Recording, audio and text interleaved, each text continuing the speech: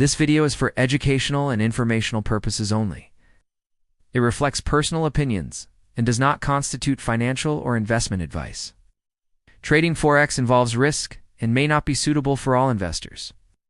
Always do your own research or consult a licensed financial advisor. Your trading decisions are your responsibility. Welcome back to Forex Mastery. In the last episode, you learned how to read candlestick charts, spot key patterns, and use support and resistance zones to understand price behavior. Now we take the next step into the world of technical indicators. Today's episode is all about learning how to use indicators the smart way. Not to predict the market, not to replace your strategy, but to support your decisions and provide confirmation. You'll discover which indicators are worth using, when to apply them, and most importantly, how not to fall into the trap of overloading your chart with noise. Let's start with a simple truth. Indicators are not magic signals. They are mathematical calculations based on past price data. Every indicator, from the simplest moving average to the most complex oscillator, uses price, like time or volume, to generate its values. That means they are lagging tools. They follow price, they don't lead it. But that doesn't mean they're useless. When used correctly, indicators can help you identify the trend, measure momentum spot, overbought or oversold conditions, confirm a breakout, or signal a possible reversal. Let's begin with one of the most widely used tools in trading, the moving average. Moving average smooths out price data over a set number of periods. For example, a 20-period moving average takes the average closing price of the last 20 candles and plots it as a line. This helps filter out noise and show the overall direction of the market. If the price is above the moving average and the average is sloping upward, you're likely in an uptrend. If the price is below and the average is sloping down, that's a sign of a downtrend. There are two main types of moving averages: simple moving averages and exponential moving averages. The simple version gives equal weight to all periods. The exponential version gives more weight to recent prices, making it more responsive to current price action. You might use a 50 IMA to track the medium-term trend, or a 200 SMA to spot long-term trend direction. Many traders use two moving averages together, like the 20 and the 50, and look for crossover points as confirmation of potential entries or exits. Now let's move on to a favorite among momentum traders, the Relative Strength Index, or RSI.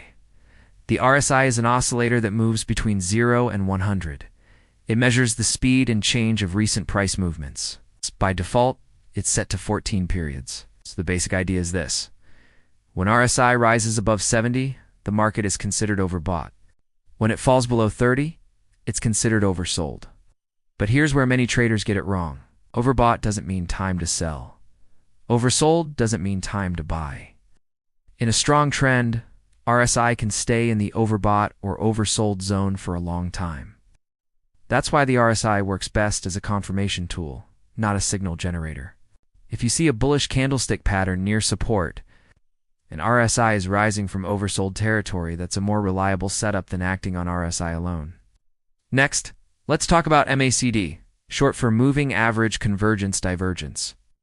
This indicator uses two moving averages and a histogram to measure trend strength and momentum. The MACD line is the difference between a fast and slow exponential moving average, typically the 12 and 26 EMA. The signal line is a 9-period IMA of the MACD line. When the MACD line crosses above the signal line, it can indicate potential bullish momentum.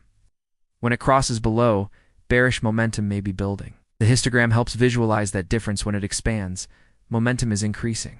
Momentum may be fading. Again, MACD is best used with context. A bullish crossover during a strong uptrend is more meaningful than during a choppy range. Always use MACD to confirm what you already suspect from the chart, never to guess. Another popular tool is Bollinger Bands. These consist of a moving average with an upper and lower band plotted 2 standard deviations away. The bands expand when volatility increases and contract when volatility decreases. Price often moves between the bands. When it touches the upper band, it may be overextended to the upside. When it hits the lower band, it may be stretched to the downside. But just like RSI, touching a band doesn't mean the market will immediately reverse. In trending markets, price can ride the band for a long time. One common mistake beginners make is loading all of these indicators on the same chart at once: RSI, MACD, bands, stochastic, moving averages, all at the same time. The chart becomes a confusing mess, and the trader becomes paralyzed by conflicting signals. This is called indicator overload, and it's a trap. Too many indicators can cloud your thinking, slow your reactions, and turn simple decisions into stressful guesswork. That's why professional traders often stick with just one or two indicators used consistently, alongside price action. Let's go through a real example of smart indicator use. Imagine your USD is in an uptrend. See price pulling back to a known support level and forming a bullish pin bar. At the same time, RSI is rising from 35, MACD is crossing up, and the 20 MA is still sloping upward. That's price action, support, and two indicators aligning. That's confluence. And confluence builds confidence. Now imagine a different situation. You're watching GBP, JPY, and notice price bouncing inside a tight range for several hours. No clear trend, no strong momentum. You check RSI, it's stuck around 50. MACD is flat. Price is moving sideways between Bollinger bands. That's a signal to stay out. When indicators and price action both show indecision, it's a great time to do nothing. Doing nothing is a skill. It means you re-waiting for a clean setup, not forcing a trade because an indicator blinked. A great habit to build is to use indicators last, not first. Start with the chart. Identify the trend. Find support and resistance. Look for patterns. Only then check your indicator for confirmation.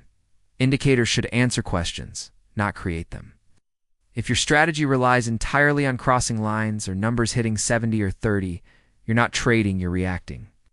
But if you use indicators as tools to validate a decision based on structure, timing, and momentum, you're trading with logic. To sum up, indicators are mathematical tools based on past price. They are lagging, not predictive. Use them for confirmation. The most common and useful: moving averages, RSI, MACD. Bollinger bands. Don't overload your chart, stick to one or two. Trusted indicators. Always combine indicators with price action and confluence. The chart comes first. The indicator supports your strategy and tools into a repeatable, testable system. Keep watching, stay focused, and remember, indicators don't make trades, you do. From zero to hero, this is Forex Mastery.